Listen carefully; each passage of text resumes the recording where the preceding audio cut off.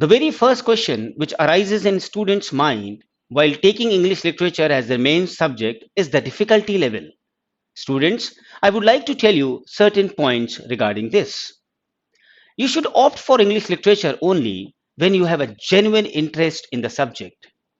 A lot of students lack proper commitment and strategy, but with the help of proper guidance and evaluation from a mentor, one can perform wonders with the subject in this exam.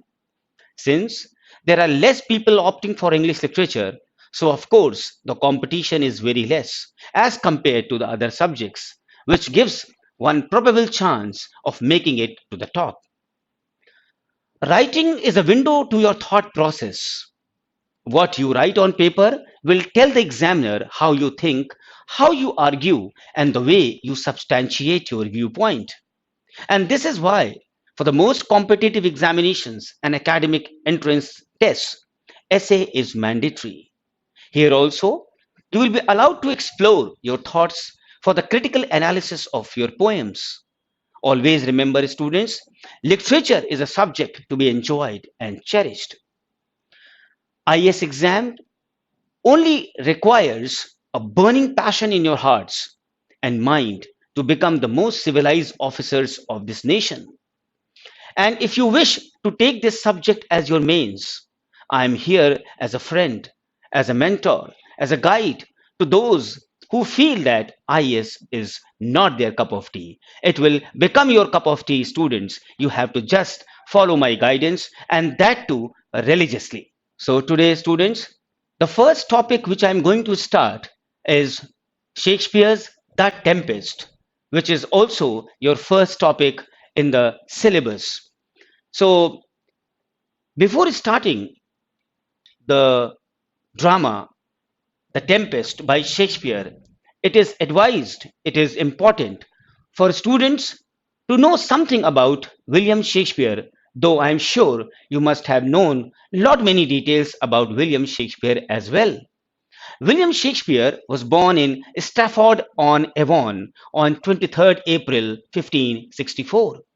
His father was in the beginning for some years a wealthy businessman, and Shakespeare was educated in the local free grammar school where he learned small Latin and less Greek. In 1584, Shakespeare left Stratford for London, where soon he got him. In 1584, Shakespeare left Stratford for London, where soon he got himself engaged in two of the playhouses.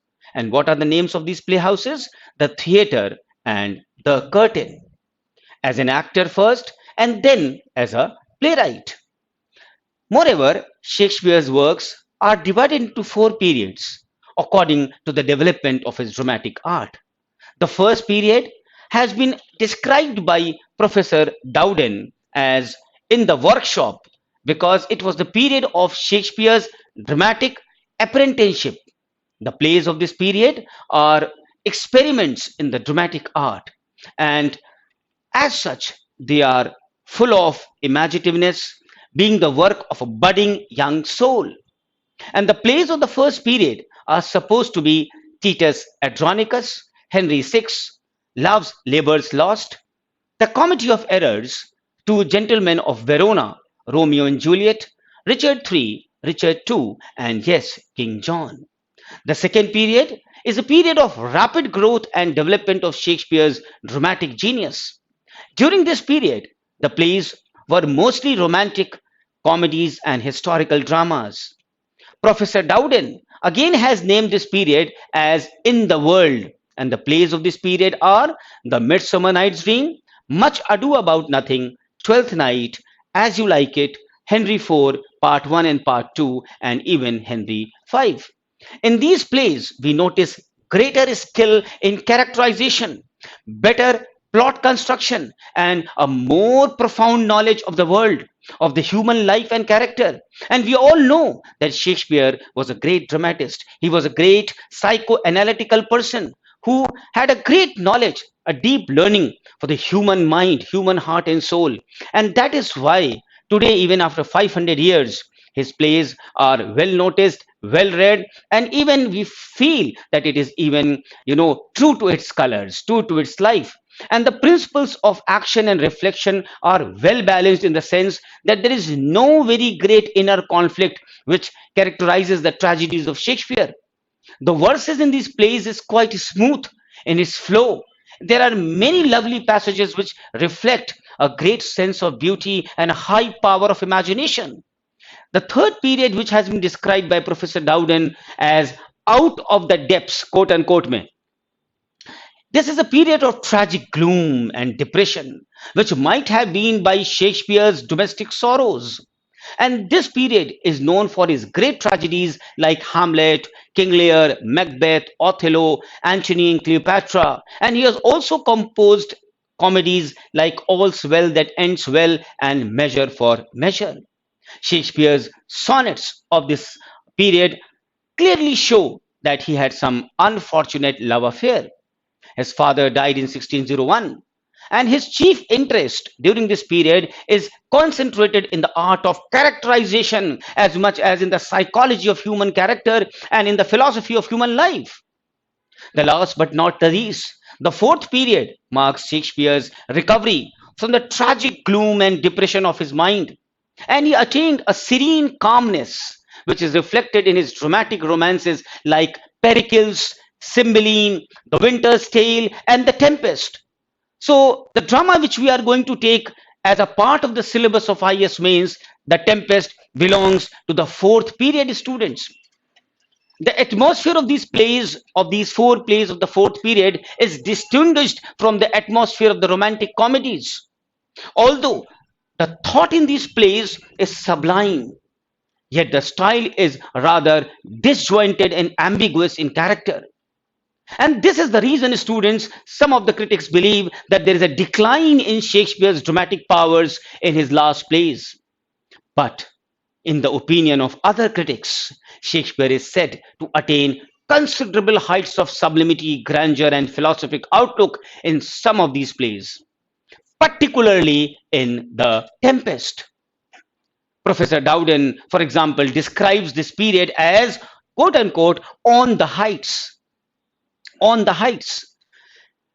So, after attaining some knowledge about Shakespeare and the four periods of his plays, it is also very important before starting the main drama, The Tempest, for all the students of IAS mains to know how the development of English or the Elizabethan drama took place. Unless and until you have a deep knowledge of the history of English literature, unless and until the students you don't have the development of how the drama actually developed, you will not be able to have that power in your pen to write proper answers which will be asked in your original papers. So for writing, for sustaining yourself to achieve good marks, you have to have a development of the powerful, the you can say the knowledge of these things which I'm just going to discuss with you. In every part of the world, drama had its origin in the religious instinct of the people of the land. It has been said that the cradle of the drama in Europe and particularly in England had rested in the altar. The English drama was merely a branch of the liturgy which lends its solemnity or sanctity to the development of drama. In the early days of England, the services in the church used to be carried on in Latin, which few could understand.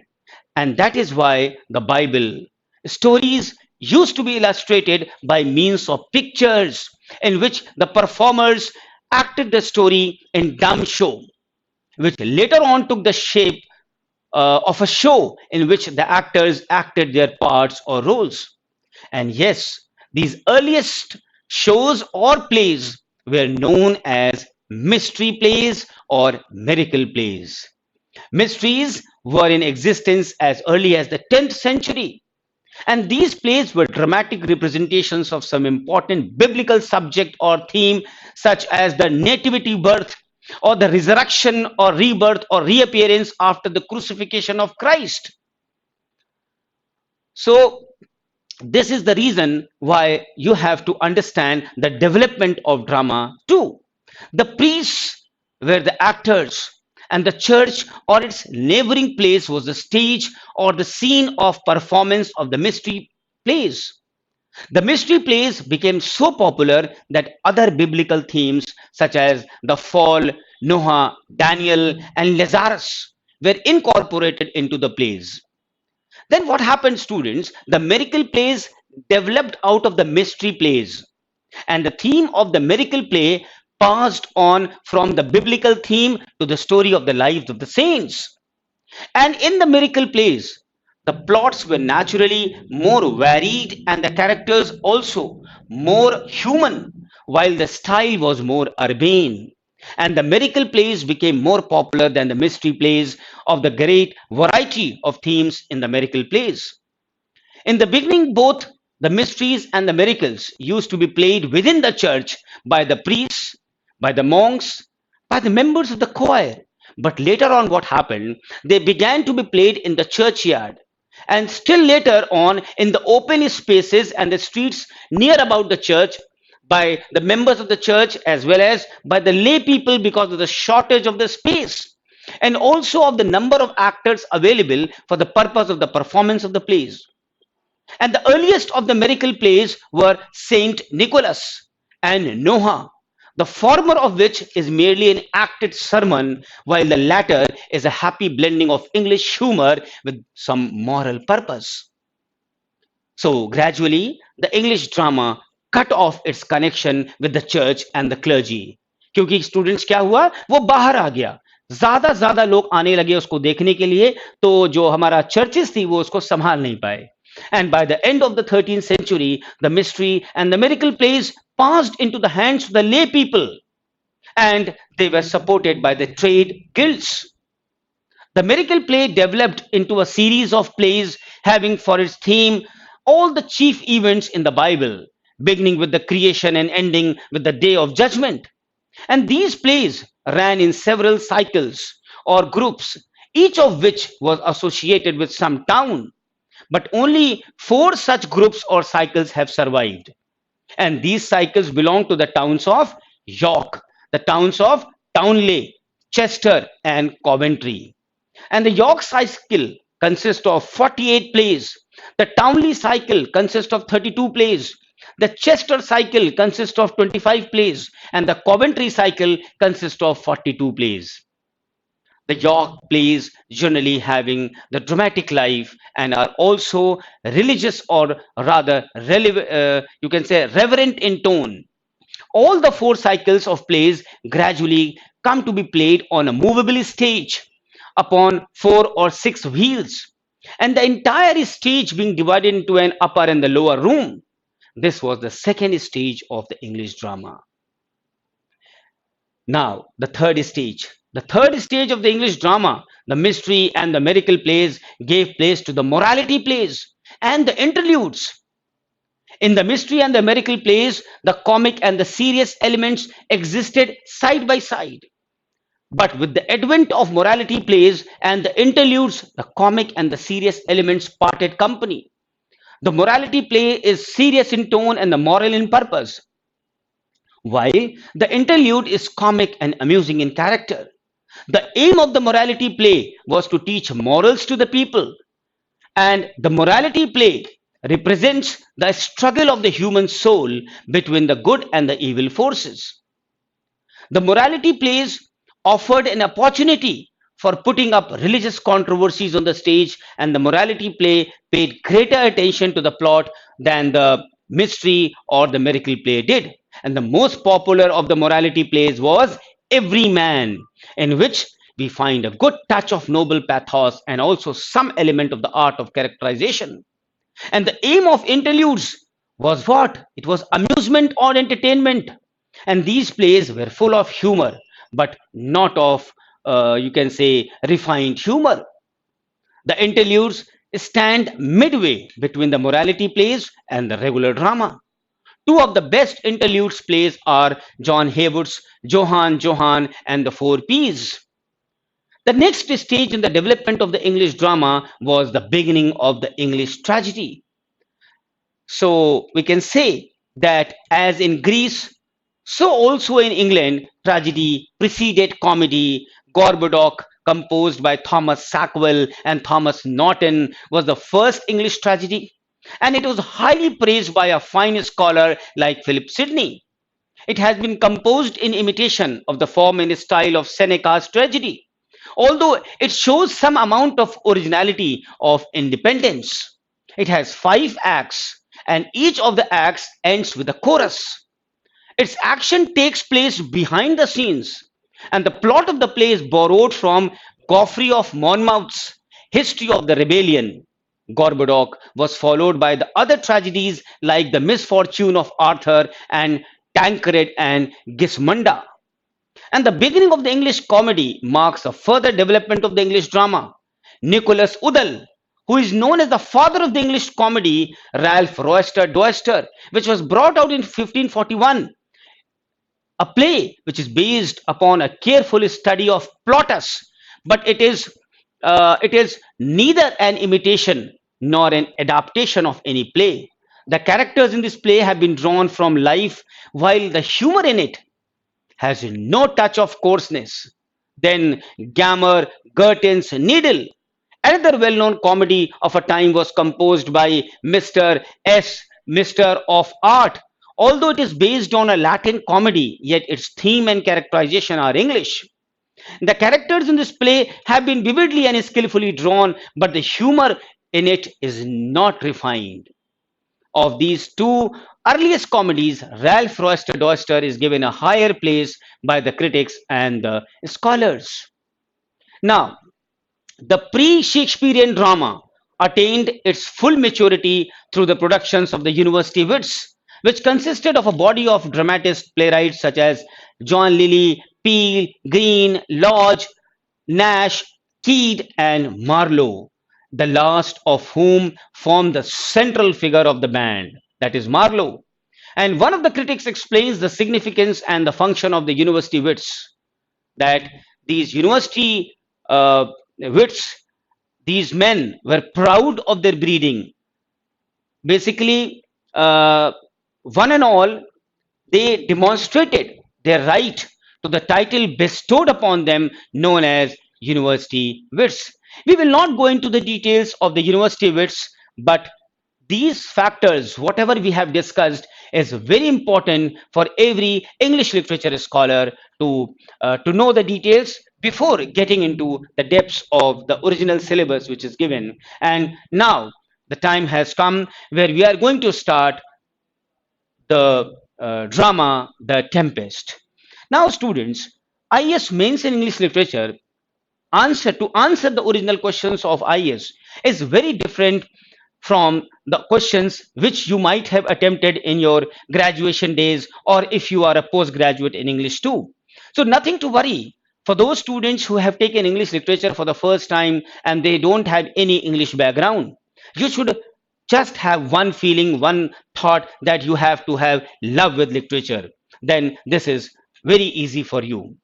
So I'll just tell you one very important detail about The Tempest, that John Middleton Murray is surprised by a sensational kinship that exists between Cymbeline, The Winter's Tale, and The Tempest, which are the last plays of Shakespeare. And these plays of Shakespeare are classed together and are known as the last plays of Shakespeare. They are, it is generally accepted to be true, the expressions of one mental attitude. Professor Wilson Knight, a great professor, a great name, studies them in his book called The Crown of Life. इस किताब में उन्होंने इनको study किया है. And critics differ very widely in their interpretation of these plays, but all of them agree that they are very intimately interconnected. Whether he wrote the last plays to keep up with the changing taste of the audience, or because he was getting bored with everything except the poetical dreams, or because he had now become more maturer and maturer. And the fact is that the last plays form a group, which must always be studied not separately but together.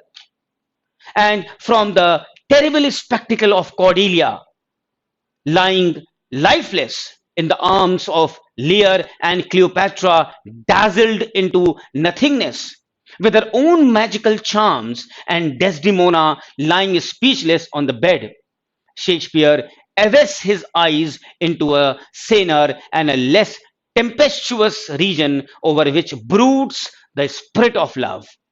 He falls in love with Stratford once more, and we see him through his lines escape the Stygian pool through long detained in that obscure sojourn, taught by the heavenly of use to venture down the dark descent and up to reascend. He is now able to see into the things of life with his two lines, with an eye made quiet by the power of harmony and the deep power of joy. The clouds that gather around the setting sun have taken a sober coloring from an eye that had kept watch over man's mortality.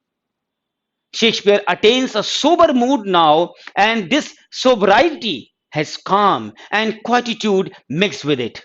Calm of mind, passions, all spent. And it has been suggested that Shakespeare, during the last phase of his life, becomes religious or mystic. He is not content with calm of mind, passions all spent. He goes further and teaches, indirectly, of course, forgiveness. With his lines, a rarer action is in virtue than in vengeance. So, students, this was just a brief introduction. We will now proceed to examine the general characteristics of the last plays of Shakespeare, and our emphasis, of course, would always be the Tempest. See, an atmosphere of regenerative, permanent calm broods over the last plays of Shakespeare, and the plays are infused with an atmosphere of peace and calm. But it is not the calm of the graveyard. It is not the calm of the, you can say, sounds. It is rather the calm of the sweet voices and the musical tones. Even the earlier comedies of Shakespeare have something tragic about them, and they have rightly been styled as tragic comedies. But the tragic element is more marked in his last plays. The Cymbeline, there is a battle of scene and death occur in the Winter's Tale. The Tempest is a tragedy, but for the end and the happy reunion that takes place towards the close of the play. Hermione reminds us of Desdemona, and Prospero has all the severity of a tragic hero. The forces of destination, however, do not prevail here, and the end brings peace and reunion.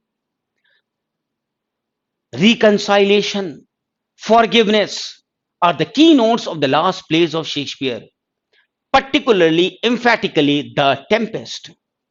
Professor Dowden here also is of the opinion that these plays are all concerned with the knitting together of human bonds, the reunion of parted kindred, the forgiveness of enemies, the atonement for wrong, not by death, but by repentance, the reconciliation of husband and wife, of child and father, of friend with friend. Prospero has been utterly wronged by his brother, and yet he wants no traditional revenge. And I still remember the lines of Shakespeare on this occasion: though with their high wrongs I am struck to the quick, yet with my nobler reason against my fury do I take part. The rarer action is in virtue than in vengeance. The beautiful lines to explain that Prospero, who has been utterly wronged by his brother, yet he wants no traditional revenge. If we talk about Cymbeline, Posthumus has suffered much at the hands of Iachimo.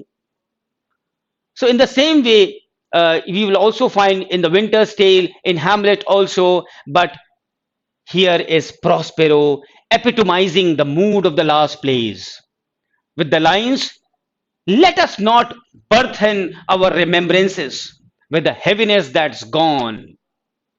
And we can actually uh, I can explain you some lines from Wordsworth's Immortality Ode, which might be considered as the motto of the last plays.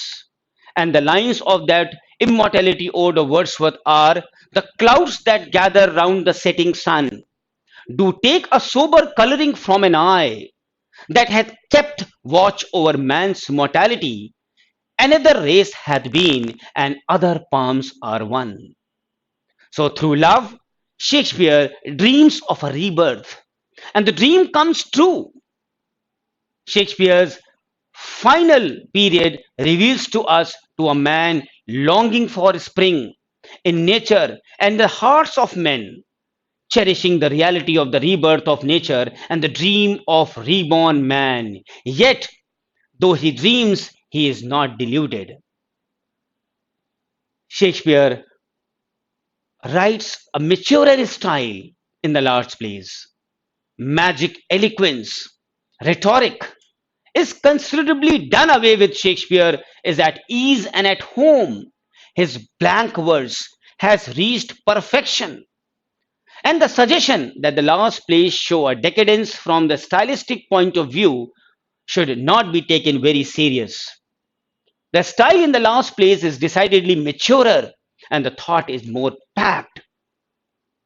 Young Orlando quietly fall into the background from the dramatic romances. Elderly people appear instead in the foreground. Prospero in the hero, Prospero, who is the hero of the Tempest, though Ferdinand and Miranda get their own share.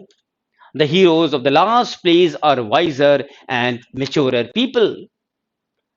And if we talk about the plots of the last plays of Shakespeare, they seem to follow a general pattern.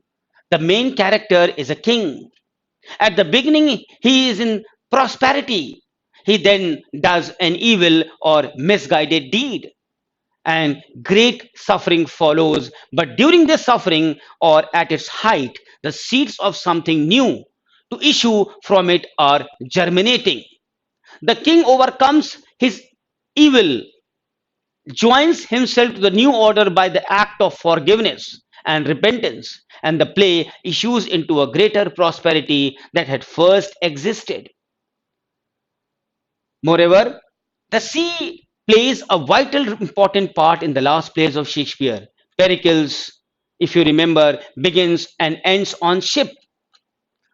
Uh, the Tempest, already you know, is a tempest. And except for the Winter's Tale, jesters, clowns do not appear in the last plays. No touchstones are to be met with here.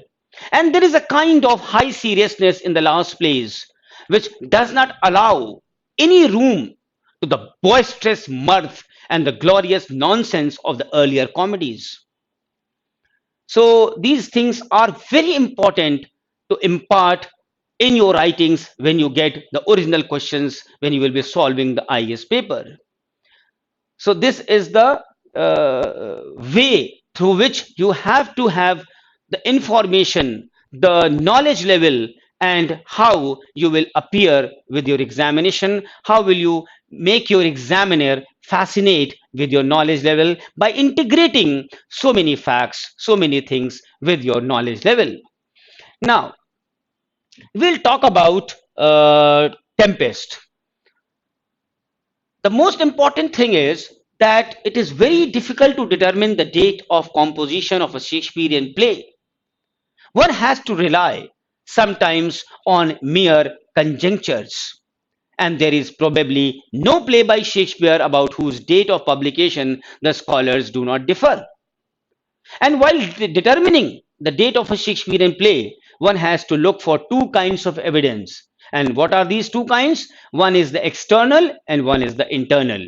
And the external evidence consists mainly of the entry of the play in the stationer's hall, and the second is the contemporary quarto edition. and the works from which the plot might have been borrowed. Mention of the play in some work may be literary or historical of known date. So these are the things through which we can actually record, we can actually take some evidence. And it may not be very reliable to depend on rather a sketchy evidence that we have about this play. We have to depend upon the following evidences that would help us to determine the date of composition of this play. Basically, उसकी बहुत ज़रूरत नहीं है. It is just an information from my end that it was written before the Winter's Tale, which was played in 1611. And this was a period of a strong interest in geographical discoveries combined with enthusiasm for the spread of the benefits of religion and civilization among the savages. So now we will move to one of the major point to be discussed as far as Tempest is concerned is the sources of the Tempest. Shakespeare has been called the greatest plagiarist of England, and it has been said that nothing that Shakespeare gives us is his own except his dramatic art. Yet, though the flowers may be culled from other men's gardens, their blending is all Shakespeare's own. He transfers a dull, wooden story into an intensely moving drama and slow-moving plot into a fast-moving dramatic narrative. He borrows freely from various sources and transfers his material into something which is exceptionally his own by the magic wand of his creative imagination. The charge of plagiarism cannot hold water since a drama is not merely the plot. It's, to use an Aristotelian phrase, action. And in all Shakespearean plays, the action is his own. All artists are plagiarists, for there is nothing new under the sun. Some of them borrow their material from life, others from books. It is their art that matters. Were it not for what we call creative imagination or art, we would easily have struck off the names of all the biographers from the list of the artists and call them mere plagiarists. Shakespeare is supremely great in his art, and that is an end of it. He never troubled his mind in inventing an original plot or story. Somebody has beautifully said that Shakespeare had a kind of thrift or natural economy, such as good housewives and good artists.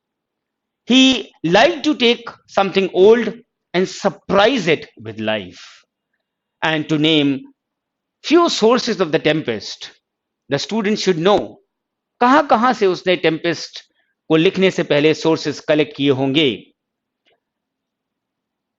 It is Montague's essay, King James' Demonology, Scott's discovery of witchcraft, discovery of IGNOU, Golding's translation of Ovid's Metamorphoses, etc., to name a few. Now, students, what I'll do is that I will discuss with you some major factors, some important features, some important points related to the drama Tempest to make you understand that how the answers has to be written and how it has to be blended with so many other things which you will particularly be knowing beforehand. It is not just the direct answers.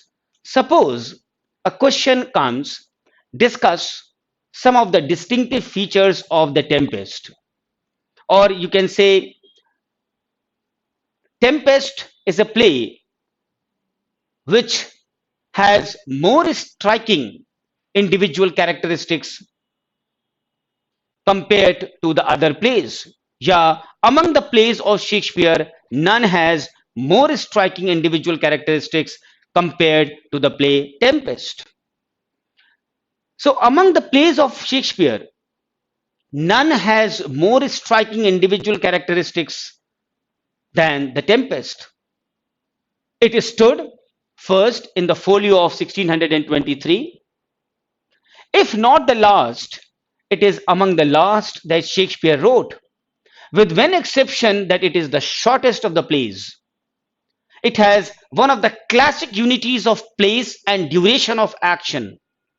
Alone, it contains a masque, though full of the topics of its own time, are reflecting like a mirror its age of adventure and daring. No fewer than three of its leading characters are supernatural or have supernatural powers, while a fourth, Miranda, is entirely original, a woman who has never seen one of her own sex. Few, if any, of Shakespeare's other plays have so little dramatic action. The plot, if progressive movement, incident, suspense, are almost entirely wanting, and yet no creation of Shakespeare's possesses greater interest and charm. And in this respect, in both plays, the atmosphere is one of enchantment. The Tempest is invested with a kind of sacredness. We seem to hear the poet himself speaking to us, and his words are like words of farewell. It is not possible to discuss all the distinctive features of the Tempest. That would perhaps need a whole book to discuss and a number of hours to discuss. In a limited space, in a limited time that we have at our disposal for you students, we can say in few words about some of the chief distinctive features. And the first feature is the fusion of the romantic and the classic elements. Coleridge has said that the Tempest is a specimen of the purely romantic drama, and the term romantic is here used in a technical sense. That is to distinguish the Shakespearean from the classic drama. And in this sense, I cannot quite agree with the greater critic that the drama is purely romantic. Highly romantic it certainly is, in its wide, free, bold variety of characters and incident, and in all the qualities that enter into the picturesque, yet not more romantic, in short, I think, but that is at the same time equally classic. Classic not only in that the unities of time, place are strictly observed, but as having the other qualities which naturally go with those laws of the classic form. In its severe beauty and majestic simplicity, the interfusion of the lyrical and the ethical, and in the mellow atmosphere of the serenity and composure which envelops it, as if on purpose to show the poet's mastery not only of both the classical and the romantic drama, but of the common nature out of which both of them grew. And this union of both kinds in one, without hindrance to the distinctive qualities of the either, this is, I think, that chiefly distinguishes the Tempest from the poet's other dramas. The next distinctive feature which I think should be discussed here is the want of dramatic action, which few minutes before I have discussed in short. In the Tempest, students, we miss one main source of the dramatic interest, the struggle between man and circumstances. And the Tempest is not one of the plays whose interest consists in strong dramatic situations. The course of action is revealed from the first. Prospero is too manifestly the controlling spirit to arouse much concern for his fortunes. And the whole play is under the influence of supernatural. This is again a different distinctive feature, that is the atmosphere of enchantment. The scene is an enchanted island. The leading character, as we might expect, is a magician. He is waited upon by the demon or the attendant spirit, who again marshals an army of lesser ministers, and the island was inhabited first by a witch and later by a born devil, who is not without his attributes of magic. Then the structure of the play itself is in keeping with the supernatural tone and color. For example, it contains a mask, which is an organic growth. We may add, for it is hard to see how the play could have been developed without it. A very important distinctive feature about this play, Tempest, is its autobiographical element. Prospero is not Shakespeare, but the play is in a certain measure autobiographical. It is not chiefly because Prospero is a great enchanter, now about to break his magic staff, to drown his book deeper than ever sounded, to dismiss his airy spirits, and to return to practical service of his dukedom, that we identify Prospero in some measure with Shakespeare himself. It is rather because the temper of Prospero, the grave harmony of his character, his self mastery, his calm validity of his will, his sensitiveness to wrong, his unfaltering justice, and with these a certain abandonment or remoteness from the common joys and sorrows of the world are characteristics of Shakespeare as discovered to us in all of his latest plays. So these are some of the distinctive qualities of the Tempest, and one important feature is its structural perfection. That is, the unities of time, place, action were dramatic principles observed by the Greek tragic writers and their modern followers.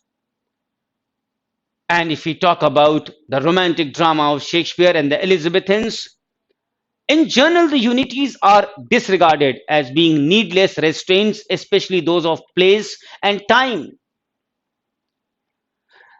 But we can say that we are almost tempted to believe that Shakespeare was bent on demonstrating by a tour de force with what triumphant ease he could turn from one dramatic method to another. In a piece where enchantment was to be the dominant agency, he aimed at the wise economy of his display. Then we can emphatically say that the element of love in the play, that is, uh, if we talk about Tempest in Act 1, Scene 2, Acts, Act 3, Scene 1, love at first sight and the emotion of love, the mutual sympathy and the thrill and the purity and the innocence of love are expressed with much simplicity and beauty, as we shall look in vain to find in the works of any other dramatist. So these have been the major issues, the major vital points to make Tempest one of the leading dramas of Shakespeare. Now, as far as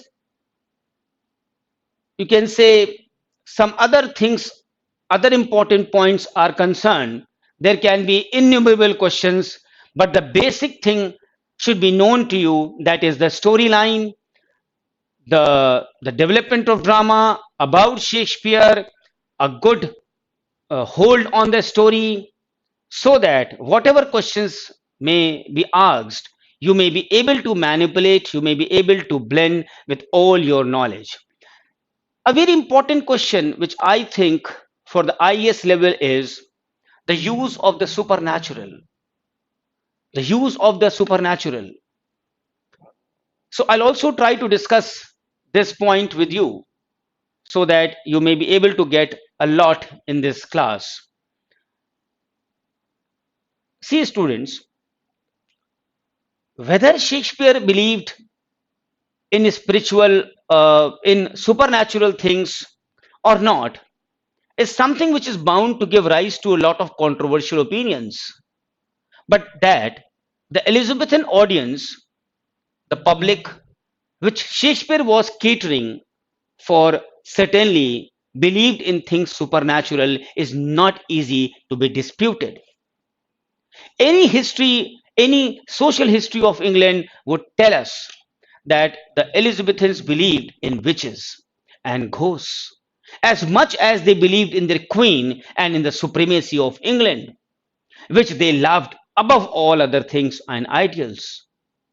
The Elizabethan audience was far from being a sophisticated audience, and it loved and admired all that might appear to be grotesque, supernatural, and even impossible, or to put it more correctly, improbable, though the difference is very delicate indeed. Whether Shakespeare was a great philosopher or not cannot be easily decided, but that he was a great dramatist will not be disputed. A man of theatre, an actor himself, he was fully conscious of the fact that a dramatist cannot live unless he gives public what he wants. Otherwise, he was, and for this, he was wise enough. Thus, Shakespeare fully exploits the supernatural and makes a capital out of it in his several of his plays. Ghosts are as common in his plays. Gambling was common in the Elizabethan England, supernatural storms as common as duels. He sometimes yielded too much to the demands made by his audience, and the results then are far from being happy. But generally, he does it nicely. He does it admirably and makes the supernatural appear like the natural, much as Coleridge does by creating that willing suspension of disbelief. To put in the words of Coleridge himself, which constitutes the poetic faith. And the world of art is an autonomous world, and the artist has perfect and absolute freedom to make whatever laws he likes to operate in that particular world. The only demand that we can legitimately make of him is that he must be consistent and he must be able to impart a sense of verisimilitude to his world, that he must create an illusion of reality, an illusion which might willingly take for granted by knowingly suspending our critical and rational judgment. This sounds easy enough, but it is not. Nevertheless, Shakespeare has been able to do it in The Tempest. An artist who deals with the supernatural has to face quite a few serious aesthetic problems. How is he going to convince his public of the reality of his world?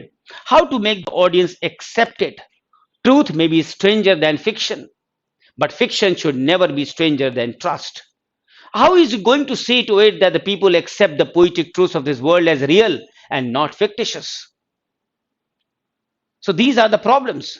Before we actually pass on into the discussion of the supernatural in Shakespeare's The Tempest, we would like to say a few words about the distinguishing features of the treatment of the supernatural in the present play. And the supernatural in The Tempest differs from the supernatural in the other plays of the Shakespeare in two main respects. The supernatural in the plays of Shakespeare generally is something which denotes a higher power or which is represented by agents that seem to sent up by the hell rather than the heaven. The witches in Macbeth are obviously enough representatives of the evil powers that man unfortunately has no control over it. But significantly enough, the supernatural in Tempest is something which is used for the purposes that are entirely benevolent and beneficent. And secondly, the treatment of the supernatural in the Tempest is strikingly enough subordinated to the natural. The supernatural powers are significantly shown to be under the control of a natural power, that is Prospero. Another important point we must make a mention of it is that the supernatural powers in the play do not in any way control the actions of the various characters in the play. As in the other plays of Shakespeare, Hamlet tells us, उसकी एक line है, there is a divinity that shapes our ends. But the free will of the characters in the Tempest is neither hampered nor suspended. The supernatural in the present play is strictly as an agency by which the plot of the play is worked out, and it is almost always kept under a very serious and direct control of Prospero, the mighty magician. Fine. So, the most significant feature of the supernatural in the Tempest is a strange combination of the natural and the supernatural that Shakespeare's Tempest offers us. And it has been rightly observed that in the Tempest, Shakespeare has given a local habitation and a name to airy things. And to put it in the phraseology of the authors of the lyrical ballads, Shakespeare has put a familiarity of supernatural things in his plays. And he sees the natural things in the light that never was on sea or land. And to come back to the point which we initially started from, we find that Shakespeare has very admirably treated the supernatural in the Tempest. He has combined both the processes which we mentioned at the beginning of our discussion of the supernatural elements in the Tempest. Shakespeare's play, The Tempest, is on the face of it a story of enchantment. But this enchantment, like all other forms of the supernatural, and to a greater degree than most of them, constitutes one of the standard difficulties in the dramatic art. The artist who dramatizes a supernatural story in perpetually facing the practical difficulty how to bridge over the gulf between his supernatural matter and the experience of his readers. There are three modes of the treatment upon to dramatist by which he may meet such a difficulty. And the pehla point hai, he may de-rationalize or remove as far as possible from commonplace experience the general surroundings amidst which the supernatural is to appear. And again, he may rationalize the supernatural elements itself. That is, give it as many points of contact as possible with thought and experience. So all these three modes of treatment are combined in Shakespeare's handling of enchantment in the present play. So to move on in detail, we can also discuss few lines, that is, Prospero is not Shakespeare. Suppose this question comes, Prospero is not Shakespeare. Discuss. Or we can say, how do you agree, students, that Prospero is a projection of Shakespeare himself? Give some evidence, maybe external, maybe internal, to support your answer. So how will you write this question? Prospero is not Shakespeare. So every student has his own style. Every student has his own mindset. They have their own knowledge level. So I'll just try to help you out that how I'll be guiding you the best, that how to support your answer if this question comes to you. We have discussed so many points, so many questions which are IAS level questions. Hegel का नाम आपने सुना होगा, आपने पढ़ा भी होगा, Hegel, HEGEL. Hegel ने कहा है that a poet must make his own life the subject of his poetry. But Gate asserts that a poet who writes only about himself has possibly no right to be called a poet at all. And this, in short, is the crux of the whole problem. We are told that Shakespeare is an entirely and absolutely objective artist, and that the difference between Shakespeare and Milton is that the former's characters pass through him, whereas Milton passes through his characters. Shakespeare is possibly the only English artist who can claim for himself what John Keats calls negative capability. Yet there have been so many critics who believe that Shakespeare projects himself in several of his major dramatic characters, that he does not make them his mouthpieces, as George Bernard Shaw does, and that his dramatic characters are not subjective portraits as John Milton's Samson in Samson Agonistes, which is a different story.